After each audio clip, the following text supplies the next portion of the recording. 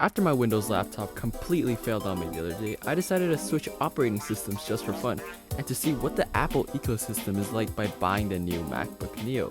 Is this laptop really worth the price with it only having 8GB of RAM, 250GB of storage, running on an iPhone chip, and is it just right for a high school student?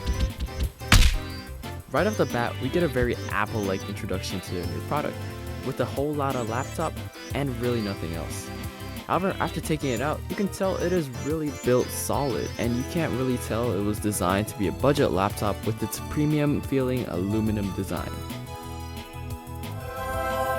Along with the laptop, we get the standard USB-C charging cable with the 20-watt charging brick. Nothing too special, but nothing really bad either. Unfortunately, they don't give out the Apple stickers anymore, which is what I was trying to get. After I began setting up, I started to use it as an actual laptop, testing out its speakers, so that you can change your mindset and feel better about your journey as a programmer. Number 1. Wow, that's actually pretty crisp. Once the applications I needed finished downloading, I immediately loaded up my coding projects and began doing some work. It handled PyCharm and Visual Studio Code really well, with no lag nor stutter while I used both at the same time. And the 8GB of RAM did not make me feel like the Neo's capabilities were limited. I also tested out the webcam where it provided a 1080p HD camera, which is pretty good.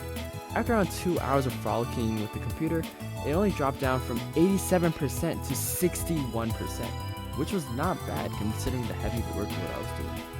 After that, I continued to use the battery from Minecraft, which was also running smoothly, averaging around 50-60 frames per second before I moved on to the best Roblox game of all time, Entry Point, which also ran smoothly at 60 frames per second. Now, normally other YouTubers would try Cyberpunk on the Neo too, but that's around $70 out of my budget, unfortunately. As I conclude my glaze of the Neo by bringing my MacBook to school, what can it do? Well, it can easily and amazingly browse the web, do coding, watch videos, play games, and it's super portable, weighing a little less than 3 pounds. But there are some areas where it does lack.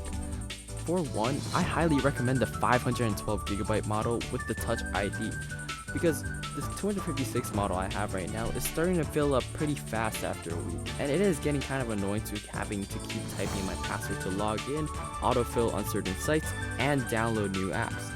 Secondly, because of the lack of ports, it's super annoying when you need like a USB-A cable or like an HDMI adapter, so I recommend getting one of these USB-C hubs, where it included everything you need, up to an SD card adapter.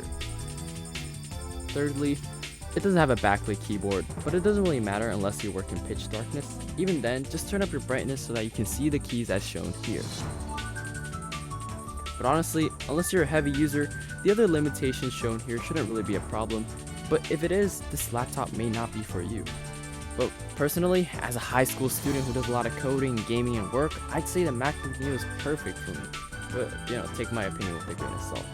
Also, if you want to learn some basic computer science, check out the link below where it provides a bunch of resources through my initiative, Easily Pythonic. Alright, I'll see you guys next time.